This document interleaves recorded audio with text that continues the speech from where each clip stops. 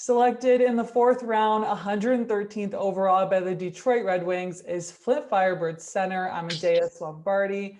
Amadeus, congratulations, a huge achievement. How does it feel now that you've kind of had the chance to really take it all in? It feels pretty good. I mean, as soon as I got drafted, the next day we kind of had to drive down and we had a good development camp. So it kind of all happened quick. And now since I've been home for a couple of weeks, I've really been able to let it sink in and what's really happened. And it's just so cool that I was able to celebrate it with family and friends and everyone supporting me. So it was a really cool experience. What were your initial thoughts when you heard your name get called that day? So I did the draft at home with a bunch of family and friends. And actually, we woke up and there was no power and no TV was playing. Everyone was supposed to come here, but we didn't have power. Nothing was showing. So we had to just like change plans. We had two work phones because the only phones that were working were work phones. And we went to my uncle's house and everyone got there. So, which is nice. And then basically I was talking to like one of my cousins and I was like, am I going to go?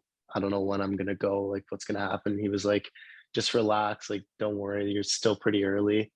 And then as he was talking, I saw like my name turn over and I was like, oh my God, like, and no one reacted. And then everyone just started going crazy. And so that was pretty cool. And then it was just celebrations from there on. And few minutes later, I got a call from my agent, then Dan Cleary. And so it was pretty surreal. That's awesome. Yeah. I'm sure there was a lot of nerves leading up to that moment. Was it kind of a weight lifted off your shoulder knowing that all of the work that you've been putting in is finally paying off? Yeah, it was a huge weight. I was pretty going into the draft, I didn't know where I would go, high, low, or if I would even get picked at all because of like my age. So I didn't know what would have happened, but I was just super relieved and super excited when I got picked, especially by such a great organization. Joining you in your team's draft class this year was Gavin Hayes. What was it like getting to share that experience with him? It was awesome. He's a amazing guy, an amazing player, and we played a lot together this year for a good chunk of the year. We were on the same line, which was really cool because our games complement each other so well. And he got picked in the top of the third round, I believe, to Chicago, and I was super pumped for him. I texted him, and then when I got picked, he texted me. So we're really close, and we're really looking forward to this year as well. Earlier, you mentioned you had the chance to attend the Red Wings development camp. What was that like getting to meet some of the other players as well as see the facilities?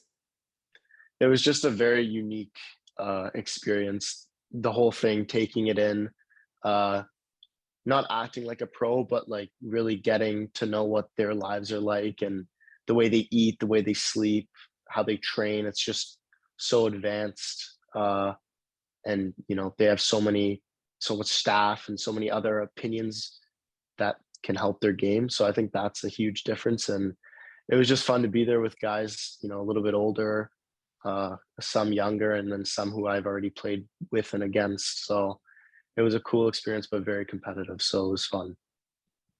Looking forward, what elements of your game are you hoping to bring to the team and improve on when getting to attend preseason training? I think just, my speed, my hockey IQ, stuff like that. I really think that, I can skate and keep up, and I'm going to try and use that as much as I can.